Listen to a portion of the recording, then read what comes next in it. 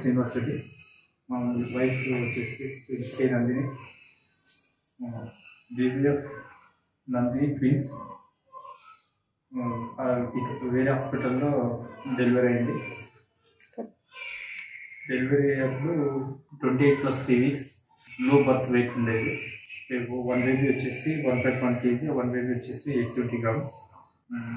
Weight gain కోసం Shri Vishnu Paramitha hospital Chandranagar ఇక్కడ మార్చుకున్నాము. ఇక్కడ సార్ డాక్టర్ కేసర్ ట్యూషన్స్ గారు ఇక్కడ వచ్చాము.